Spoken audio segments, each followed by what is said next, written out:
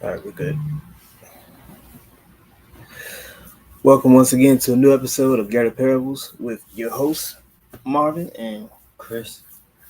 what's good, what's good. So today's segment is about trauma, the devil's playground. We're going to discuss how trauma is used by the enemy in order to have an active foothold in your life, and how whenever we don't really deal with situations, we develop complexes and we develop things that hinder us in our walk with God and in our growth in relationships. So let's get started. Um, First and foremost, whenever you deal with trauma, you always got to get to the source. That's the most important thing. Whenever you deal with trauma, the source is always the main focus. And sometimes the source is hidden deep, especially if it's a trauma that happened when you were younger, or a trauma that happened that shook you so much. Sometimes your brain will hide it. You'll hide you'll hide in your brain. um a lot of victims of sexual assault and molestation, because of the things that's happened, the trauma stops their growth emotionally and mentally, and they get handicapped. And so what happens is they take on another complex, and it allows them to block out what happened, so that way it isn't discussed anymore. Um, the main thing about trauma is understanding that, number one, it's not your fault. You can't blame yourself. Um, One thing I can definitely, I'm very thankful for listening to the late Pastor Darby when he talked about it, was that whenever you experience trauma, the person who was affected should always confront the abuser, or the person who, the victim should always confront the person that did it, in order to give them a release. Because if you don't, you will really hold yourself in a hostage or in a bonded situation that will affect your relationships. One thing he said to me last week was that having trauma is like a cut, and if you don't heal your cut, you'll bleed into other people. So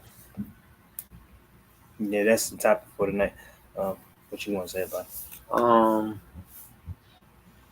yeah, I think trauma is important because, especially I think in relationships, because um, I think it starts off young. If you if you mess with your first love and say, it was trust there and y'all built a bond and y'all was real close and they did something as far as like cheat or betray you or you found out something untrustworthy happened in the relationship, you'll try to you'll try to you'll get out of that relationship and you'll try to before healing or before confronting that situation before healing from that situation or confronting it, you'll get in a relationship with somebody else unhealed and that other person still has trauma from their past relationship and that's how it becomes toxic.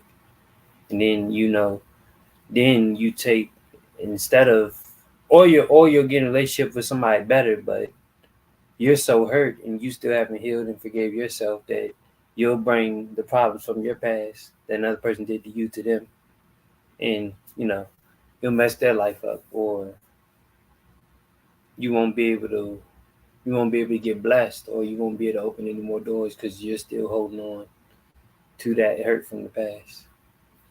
Exactly. Um, that's one thing to a society. Society likes to glorify toxicity Mm. because it's what sells. You see it on Love and Hip Hop. You see it on all these majority black reality TV shows about people who are traumatized and people who have complexes, dealing with people in a hostile environment, because all those people have kind of the kind of those different complexes, but it's different spirits working through those different people, causing this type of toxic nonsense. So, in order to really be free from it, you will have to confront it, and confronting it takes humility. Humility is one thing that people don't really like to touch because it exposes what's really going on behind the scenes. Especially if you were in a relationship and, like he said, you experience heartbreak and you experience getting cheated on. You experience getting like abused, either emotionally, mentally, physically, sexually. In order to really heal from that, you have to, number one, confront. Number two, forgive. But forgiveness is not weakness, contrary to what the world tells you. Um, Forgiveness is a release for you, so that way you don't take that into different relationships. And we see that now is because people have been so traumatized, some people have been so hurt, they take it out on everybody that's around them, and they constantly make themselves the victim. It's always victimhood, victimhood, victimhood, but there's never no growth. You can't be a victim forever. Yes, what happened to you was horrible, but you cannot be a victim forever because it stops you from growing. What else did you want to talk about? I know you said you want another topic too. You want to talk about tonight. No, just that drama. Yeah. Uh, what other input you wanna say about it? Because it's not just limited to just relationship. It's trauma from stuff too. You can get traumatized from work too.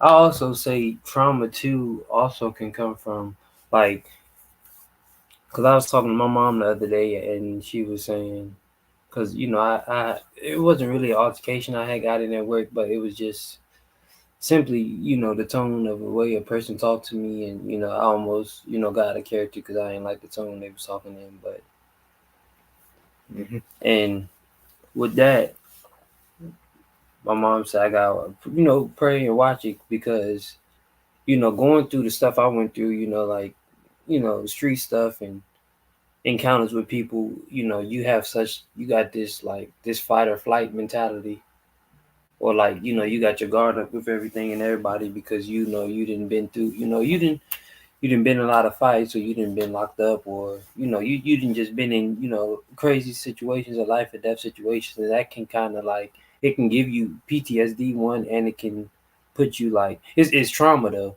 because instead of you forgiving yourself for the past situations and moving past what somebody did to you, or if you got into it with somebody, or if you ever lost somebody due to some in those situations, instead of forgiving them or or forgiving yourself, you kind of like, you hold that guilt and you feel like you got to get revenge, or you got to like, you always got to have your guard up, or you got to have this tough man complex for everybody, because you've been through trauma and you haven't prayed about it or cried or forgave yourself or whatever you need to do. You just feel like you just gotta because carrying it like that, a lot of society tell you that's being a man. Mm-hmm. But being a man is healing yourself and talking about it, and forgiveness and forgiving the people that did you wrong, and just trying to create and go on a different path than what you used to. Mm-hmm. Exactly. And that's the crazy part too. A lot of men in society have been so traumatized by stuff, and they get told by either men who don't have any emotional intelligence, or by women who have been brainwashed into thinking a man is stoic and a man is silent, that a man's cry for help is something that's laughed at. And we see a lot of suicides now, especially in the black community, because we take trauma it's unfortunate. We take trauma and we hide it, we bury it. Mm-hmm. You see a lot of, and not just black men, a lot of women, a lot of people in general have been molested, and they bury it. And because the family doesn't want to really discuss what happened, they make you, they shame you into like, oh, that ain't really happened, or because the way you was dressed, instead of actually dealing with that family member who touched that child, instead of them putting it on full display. But things like that is what causes the cycle to repeat and keeps things hidden. Um, you hear it all the time. The devil is in the details, and that's literal proof.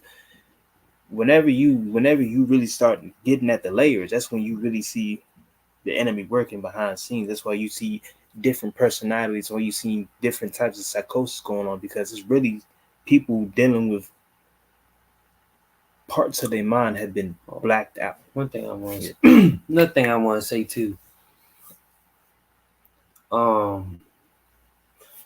Doing drugs and drinking is not healing. No, you can't mask it up. You can't. It give you a little escape from reality, but the longer you're alive, and the more you letting that thing fester, one day you're gonna have to wake up and face reality. The drugs and alcohol do not remove you from it. It doesn't give you a get out of your life free pass. You still gonna have to deal with it. You still gonna have to face reality. And a lot of people say, I guess that's being gangster, being tough when you doing drugs, or you holding on to stuff, and you just being being super angry because you holding all this stuff for you. But one of the most gangster things you can do is heal.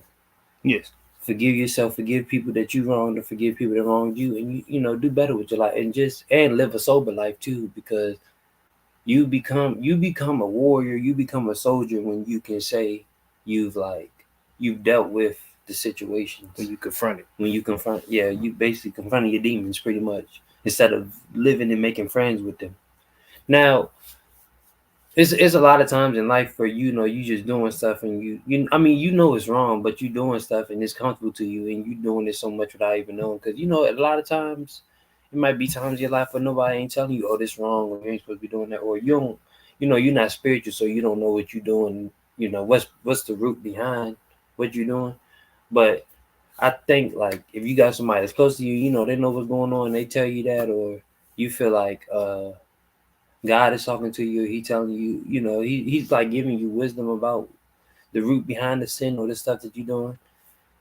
It is different than when you get wisdom and then you continue to do wrong a situation. But it's different though if you don't know, the severity of what you're doing.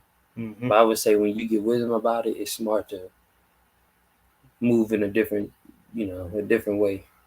It don't happen overnight though. Everything is a process, and that's another thing with people that I think trauma too, and a lot of stuff can cause depression, because stuff is going on, or you think because you're trying to do something different and you feel like you're not where you need to be, or you down yourself. But God know what you're going through. He know everything a process, and it's different than when you actually trying to do something different than when you just letting it just be. Mm-hmm. So I say don't beat yourself up. Everything, everybody path is different. So you gotta, some people take large steps, some people gotta take baby steps. But at the end of the day, as long as you working towards your own peace, and you trying, that's how you can do Exactly. with life. That's why that's another thing we want to talk about too. Generation curses, which ties right into that, because repeated cycles again and again, and that's why the word says man was David said, I was born in sin, shaped in iniquity. You don't really get told how to sin. You learn. Like when you don't even realize, like when you're young, you don't have to. Nobody has to tell you how to lie. Nobody has to teach you how to lie. You just automatically know how to lie. You automatically know how to do like evil, because that's the wickedness in the human DNA. Unfortunately, that's because of what happened in the garden. So the renewed mind is a process, which is Romans chapter 12, verse 1. You present your bodies as a living sacrifice, holy and acceptable unto God, which is your reasonable service. And you be not conformed, but you be transformed by the renewal of your mind. Now, renewing your mind is a process. It is not going to happen overnight. Some things, yes. Other things, because they're being passed down from generations. Like, prime example, two prime examples. Number one, alcoholism. Alcoholism is a big thing because alcoholism really, people use the bottle as a way of escape, or people use the bottle as a way to really take the edge off, and they see it as a way to just clear their minds. But you hurting your body. You end up getting your kidneys removed and destroying your body because you drink too much alcohol, but your body not supposed to even, that's poison. You're not even supposed to like ingest alcohol like that. We see it all the time, like people taking shots, turning up, but they do that to run from their problems, or they do that to run from, like I said, from their trauma. When we have a God who really heals you, but the one thing about God, He's not gonna force you to come to Him. You gotta humble yourself, and humble yourself. The world views it as you making it seem like you're worthless or useless, and that's not the case. It's something that we can't do because our flesh gets in the way. So He has to really, God allows us to really, we have to break that pride. And another thing too, like I was talking about, like the world or certain people make it seem like, oh, you start dealing with your problems, or you start wanting to talk to God or pray or go to church or get your life together, or you getting soft or you a sucker, or oh no, I'm because they know how you build. Exactly. So we don't gotta talk too much about that. I feel like the most gangster thing you can do is deal with your heart. Yeah. And express your feelings, and then you don't know, a lot of times you working on yourself and you talking and getting to know God, you can help other people around you. That I feel like that's more, and I feel like it's more strength in doing that and helping people and uniting than you just being by yourself and holding all that together. Because the more people that you touch and you strengthen, that's more more power added to y'all to continue to keep it going. So, and also, yeah, I feel like that's more tough than because if you think about it, you look kind of stupid. Just you think you just the toughest thing walking around, and you just your heart ain't right. No. You depressed. You got all this other stuff going on. Like you can't live without getting high or being able to be drunk all the time. Like that's not really tough to me. Tough is because I feel like you become a warrior once you like you didn't took the blame for your past. You didn't prayed. You didn't cried, and you didn't went on your own little journey. I feel like that toughens you, and you become a new version of yourself. Yeah, you can deal with different talents. I feel like that's when you become tough. Yeah, exactly. That's why you gotta you really gotta confront your trauma. That's why it's important whenever you experience it, whatever it gets uncovered, and you confront it. The root behind a lot of trauma, I believe, too, is rejection and fear. Yes, they go hand in hand. Two of the biggest roots behind. Yeah. And a lot of people, I feel like they try to a lot of people that want to be so big and bad, or they always try to hold everything together. A lot of people truly are scared of everything. Yes.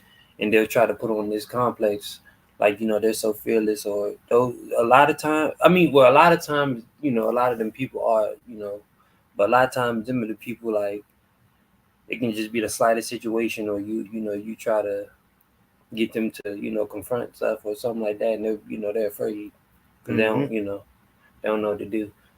But that's another that's like a big thing with that's how Satan really try to break you down. Though he try to insert fear in you. That's why it's so important. That's a process too, like to become fearless and to really overcome anxiety and all that stuff. Like I'm not gonna say like I'm 100% like I feel like I'm fearless when it comes to like people and a lot of things, but it's certain it's certain areas in my life still, God working with me with fear with certain stuff, and it can even be like little situations like. But yeah, it's important to pray about that. Yeah, and don't try to don't be a hero. Don't try to do anything on your own, man. It's that's why we work in God hand in hand. You work with Him. His Spirit really empowers you to do and to confront this. That way, you don't have to do it yourself. Because if you try to confront those things by yourself, you're gonna go insane. Because the trauma of, especially if something like severe, like you losing somebody, that's trauma too. Oh yeah. Yeah, losing somebody, like death is a trauma that a lot of people suppress it in different ways. One common thing definitely is drinking, and doing drugs instead of really. You got to understand, like, it's promised that this body is temporary, and we have a choice on where we want to go. If you know the Lord and you follow Him and you receive Jesus as your Lord, and you get to go with Him and your family. But if you don't, and He gives you the option to do what you want to do, but if you don't follow Him, you go somewhere else and you get separated. It's the truth. He gives you your decisions. He gives you over to the decisions. He's not the type of person he's not gonna force you to do nothing. He's a gentleman. That's how he moves. But there's a consequence. That's the main thing. I think a lot of people in this generation don't really, and older generations too, they don't really like to deal with the consequences of their actions, and they view their decisions as a way to try to get over. But when you have to deal with your consequences, you look at things different. Another It thing. puts things into perspective. My bad. No, you good. One thing I want to say about that too. A lot of the old generation, a lot of stuff they did. They messed stuff up and they didn't want to deal with the consequence of their actions. That's why you see they have children and their children getting in trouble or their children die or get killed or their children acting a certain type of way because the parent, the person they came from, didn't want to deal with the consequence of their actions. So instead of the parents having to pay for it, the child pays for it. Mm-hmm. That's a serious thing. And then the parents, is left with that grief and even more of a heavy burden now because you didn't deal with your issues before you brought a life into this world. Exactly. That's another thing too. Like I learned you got to watch everything you do in your life because like I mean you can go through things yourself, but just because like you don't die or the necessarily the worst things don't happen to you, normally that means like when you have a child or you bring another life into this world, they're gonna have to suffer for action, action that you chose to make, and they gonna have to pay the consequence. So it's best to.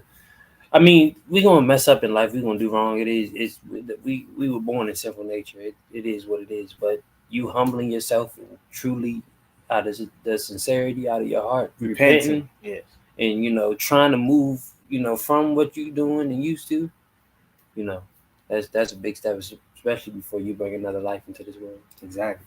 Because babies feel rejection in the womb. They feel when they know they're not planned, and so it creates low self-esteem from the get-go. Like our mom used to tell all the time how like she when she was pregnant with us, like our grandma, she changed now, but our grandma would just say mean things and it would just go from her into us. And so that rejection gets passed down.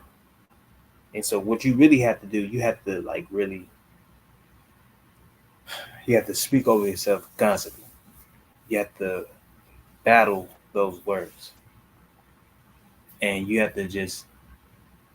really have to renew your mind daily. It's a fight, but it's a fight that can be won through word and through prayer. You can definitely do it. You can definitely overcome any challenge that you face. Closing remarks or anything? Oh yeah, I'm gonna throw in too. When you know, another thing too, for people out there that may be, waiting, they praying and you ain't seeing no growth, or you might not have a prayer that's answered, or like something you've been dealing with for like months or years or however long it's been, and your mind every day constantly running, and thinking about negative stuff, or you know God's gonna bless you with something, or like something gonna be great.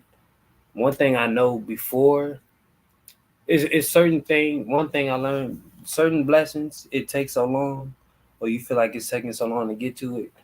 First, because I heard a dude say a lot of your blessings can be attached. A lot of your deliverance or your freedom can be attached to somebody else's breakthrough as well. Mm-hmm. Second, before you get to, sometimes if you get blessings too early, you might not be ready for it, or you might not appreciate it like you're supposed to. So you literally, whether it's for years or months, you have to go through, all them negative thoughts and all them anxious feelings, fear or whatever, because the Lord gonna bless you so much that it's gonna be more than what you was praying and waiting for. So you gotta go through hell to get to the blessing, because it's gonna be that great. And third, it's also it's important to keep praying and to work on staying strong, being a child of God, because you literally have to be a gangster being a child of God. Because if you're not ready to be patient, if you're not willing for months or years to go through fire just to get to what God wants you to, you won't never get to it. Like, you'll literally quit right before He's about to bless you. Yeah. I mean, it's not the easiest. Journey with God is not the easy. I tell you that. Or waiting on an answer prayer, or something that so great God gonna give you. But I think it's a process. We all gotta get process. Yeah, and it's more important to stay strong, because that's how you build your character also. Yeah. Anything that you get easy, yeah, you don't want it. Yeah, nah. And anything that come easy, it ain't gonna last. No, not at all. That's why being a child of God, you literally have to you got to go through fire. Yeah, He pushes you through fire because He went through fire. Yeah. That's why. But also know, you going through that, He won't place more on you than you can bear. Exactly. So if you getting up every day, your heart heavy, your mind racing, you still alive and you still pushing through it, because that's the Lord getting you through. Giving you grace to get through what you need to get through, because He, as long as you keep that pace, He going.